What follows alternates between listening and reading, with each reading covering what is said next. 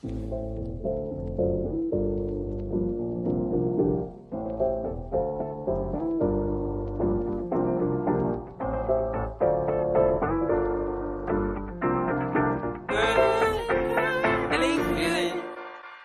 feeling good, like I should.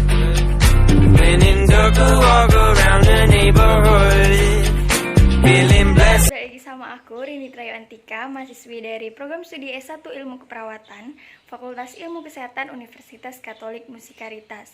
Nah, untuk video di YouTube channel saya kali ini, saya akan menjelaskan yaitu tentang new normal. Tentunya kalian tidak asing dong mendengar kata new normal di masa pandemi COVID-19 ini.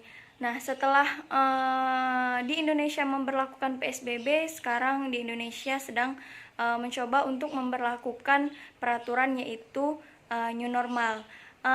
Untuk lebih jelasnya lagi, untuk saya menjelaskan bagaimana sih new normal itu dan bagaimana cara kita menghadapi pada fase saat ini. Langsung saja tetap nonton terus video saya kali ini dan jangan lupa juga untuk like, komen, dan subscribe video saya kali ini. Terima kasih. Nah, oke guys, langsung saja mulai dari definisi new normal itu sendiri. New normal itu adalah skenario yang dibuat pemerintah untuk mempercepat penanganan ataupun penularan dari COVID-19 itu sendiri dalam aspek kesehatan dan juga sosial ekonomi. Nah, pemerintah Indonesia telah mengumumkan rencana untuk mengimplementasikan skenario new normal dengan mempertimbangkan studi epidemiologis dan juga kesiapan regionalnya. Seperti yang kita tahu, di beberapa kota di Indonesia sudah menerapkan new normal itu sendiri.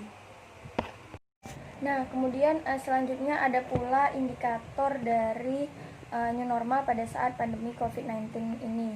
Nah, Menteri Perencanaan Pembangunan Nasional atau yang disebut dengan PPN atau Kepala Badan Perencanaan Pembangunan Nasional, dia menyampaikan bahwa ada beberapa indikator dari WHO dalam rangka skenario new normal di tengah pandemi COVID-19 ini. Nah, jadi WHO memberikan beberapa indikator yang diminta untuk dipatuhi oleh beberapa negara termasuk di Indonesia untuk menyesuaikan kehidupan yang normal di masa new normal itu dengan masa pandemi COVID-19.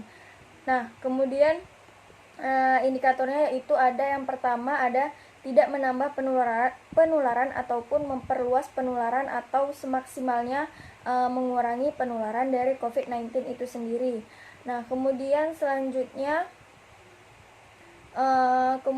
yang kedua yaitu dengan menggunakan indikator sistem kesehatan, yakni seberapa tinggi adaptasi dan juga kapasitas dari sistem kesehatan bisa merespon untuk pelayanan COVID-19 itu sendiri. Kemudian yang ketiga ada surveillance, yakni cara menguji seseorang atau sekelompok kerumunan apakah dia berpotensi memiliki terpapar COVID-19 atau tidak, sehingga dilakukan tes masif.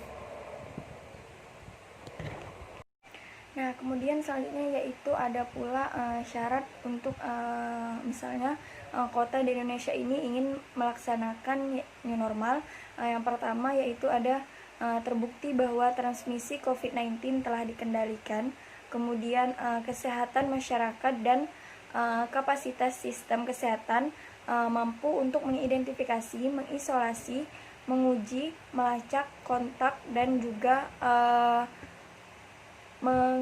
mengkarantina.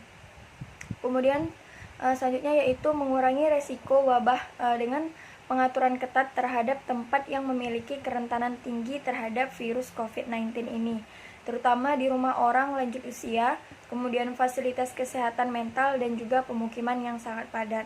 Kemudian yaitu pencegahan di tempat kerja ditetapkan seperti jarak fisik, kemudian fasilitas mencuci tangan, kemudian etiket penerapan pernafasan seperti dengan memakai masker dan membawa hand sanitizer. Kemudian resiko penyebaran imported case dapat dikendalikan dan masyarakat ikut berperan serta dan terlibat dalam transisi ini dengan mengikuti segala peraturan yang telah ditetapkan oleh pemerintah dalam new normal ini. Nah, oke guys, selanjutnya seperti yang kita tahu, beberapa peraturan yang telah dibuat oleh pemerintah di dalam jika kita masa new normal ini, seperti kita social distancing dengan menjaga jarak minimal 1 cm dengan satu sama lain. Misalnya kita memang diharuskan untuk berpergian seperti ke supermarket untuk membeli kebutuhan sehari-hari. Nah, walaupun dengan seperti itu kita harus tetap menjaga jarak dengan orang satu sama lain yang berada di sekitar kita. Nah, walaupun dengan seperti itu kita harus tetap dengan menggunakan masker, kemudian membawa hand sanitizer ataupun bisa langsung mencuci tangan. Dan biasanya tempat mencuci tangan sudah disediakan, apalagi di tempat-tempat umum seperti seperti tempat perbelanjaan, kemudian mall. Nah, kita harus menaati segala peraturan itu dengan mencuci tangan sebelum masuk ke tempat perbelanjaan ataupun kemanapun kita pergi, dengan misalnya ke toko-toko itu, ke pasar. Nah, setelah mencuci tangan biasanya kita juga dicek suhu. Setelah itu kita baru boleh untuk diperbolehkan untuk masuk ke tempat tersebut. Nah, walaupun dengan kondisi seperti itu, walaupun kita harus memang mengharuskan untuk keluar rumah, tetap harus menjaga jarak dengan social distancing dengan orang sekitar. Kemudian diusahakan jika kalian mengusap bagian hidung ataupun mulut ataupun bagian daerah mata, diusahakan kalau memang itu diharuskan mencuci tangan terlebih dahulu dan jangan sembarang memegang bagian wajah. Nah, kemudian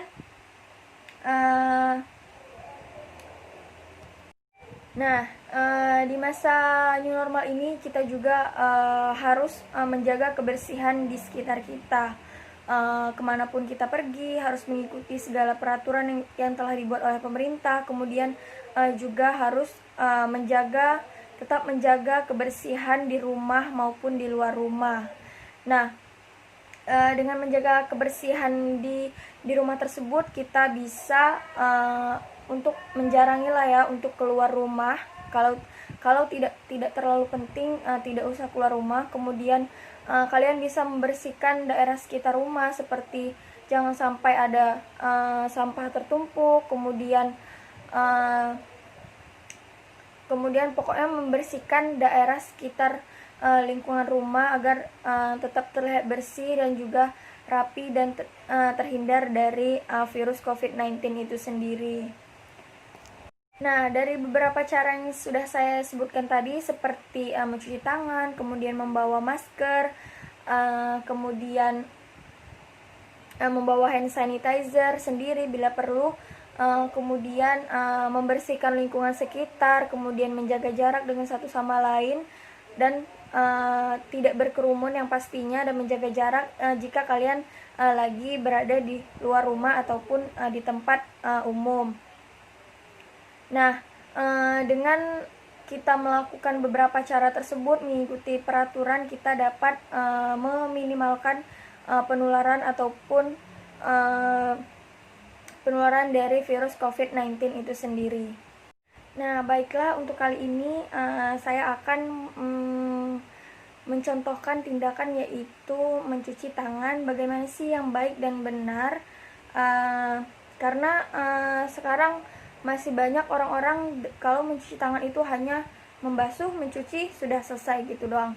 Nah, sekarang saya akan mencontohkan bagaimana cara mencuci tangan dengan baik dan benar. Nah, yang pertama, pastinya di pusat-pusat perbelanjaan ataupun di rumah sendiri ataupun di tempat umum yang sudah disediakan tempat mencuci tangan, pastinya sudah disiapkan yaitu air mengalir, kemudian juga sabunnya. Nah, kemudian kita letakkan tangan di air mengalir, kemudian sudah kita membasuhi tangan dengan menggunakan air, kita memakai sabun. Sudah memakai sabun, kita ratakan dulu sabunnya di bagian telapak tangan, kemudian beralih ke punggung tangan, ratakan ke punggung tangan. kemudian setelah ke punggung tangan, ke sela-sela jari kita. Kemudian setelah sela-sela jari, yaitu mengunci. Kemudian setelah mengunci, jempol kiri dan kanan. Setelah jempol, baru ujung-ujung kuku. Karena di kuku ini banyak sekali kuman-kuman yang menempel, tidak tahu dari mana, karena kita memegang sesuatu yang tidak kita tahu, mungkin itu sudah banyak bakterinya. Nah, sudah ujung-ujung kuku, kemudian basuh kembali tangan yang sudah dibersihkan dengan menggunakan air. Setelah itu, dan bisa keringkan tangan kalian ataupun dengan menggunakan tisu ataupun lap yang sekali pakai. Nah, oke guys, itulah beberapa penjelasan dan juga bagaimana sih cara kita untuk menghadapi masa new normal ini.